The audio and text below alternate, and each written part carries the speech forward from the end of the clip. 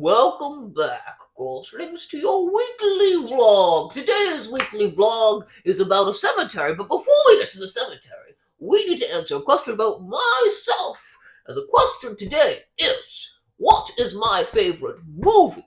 Now, I'm so glad I asked myself this question. Now, I know you expect me to say some ghost movie. How foolish you are to think that. My favorite movie is the film Marley and Me because it makes my mother cry every time.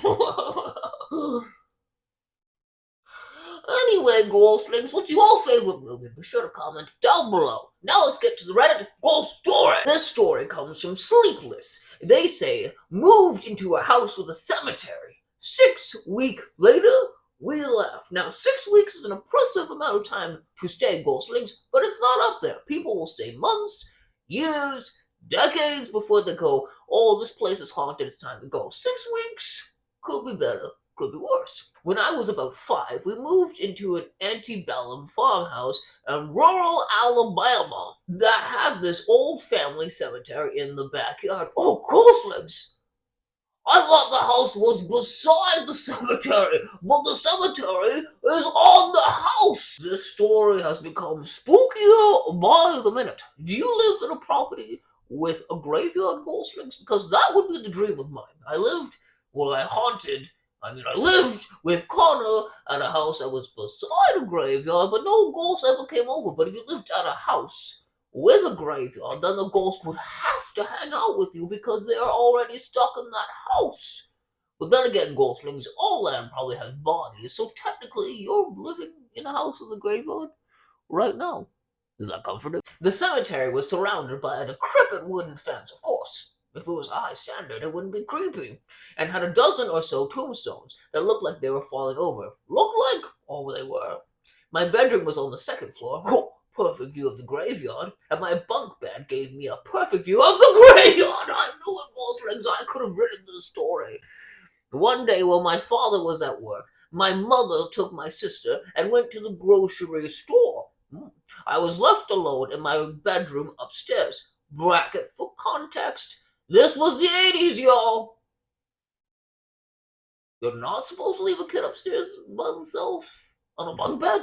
Is a bunk bed the problem? I don't understand this. A while after they left, I heard my grandmother's voice call my name from the living room. Whoa, Ghostlings. My grandmother lived in the next state over. Ghostlings to the American followers, what state would that be? So I was surprised to hear her. I thought she must have come to check out our new house.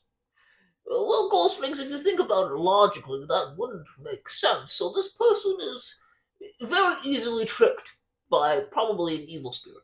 I bolted downstairs to the living room expecting to see her, but nobody was there. Well, obviously. I peeked through the blinds to check the driveway, and there were no cars. Ghostlings, she must have flown in on a broom! I ran upstairs and continued playing with toys, not thinking much about what happened. What kind of toys did you play with in the 80s? I wasn't really in the Americas in the 80s. I was in a very coastal village that didn't have anything. So what did the people of the 80s play with? A few nights later, I woke up in the middle of the night. When I opened my eyes, there was a silhouette of a person at the head of my bed. Now, Ghostlings, we have discussed this before. I do not appreciate when ghosts do this. At the end of your bed is a spooky place to say hello. Ghosts, you have to do better. Say hello in the driveway. You know, hello, I'm your ghost, and then disappear. Right above or beside or in front of your bed? No, no, no, no, no. The silhouette was almost like a light blue version of the white noise on the old TV sets, but I could see through it, if that makes any sense. Okay. I went to scream for my mom, but nothing came out. I tried over and over and over again, but my voice wouldn't work. All the while, the silhouetted figure stayed there. It's just, Ghostlings, initially it would be creepy to go, whoa, ghost. But if you freeze, and the ghost freeze, and then you freeze, and the ghost freeze, maybe you're being friends. Again, I don't know what friendship is. Remember what happened after that? Convenient, and I never talked about it afterward. convenient.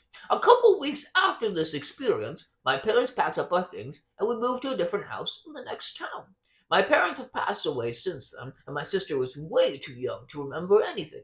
So, now I'm stuck with these memories and a lot of questions. As an adult, I wondered if my parents had experienced anything, and that is why they left so quickly.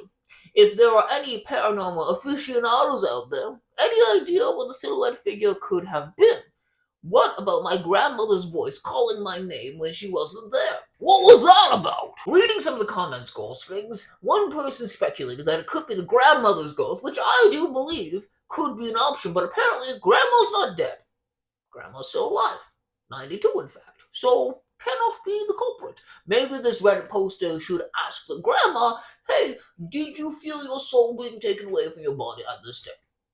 Could be a good question.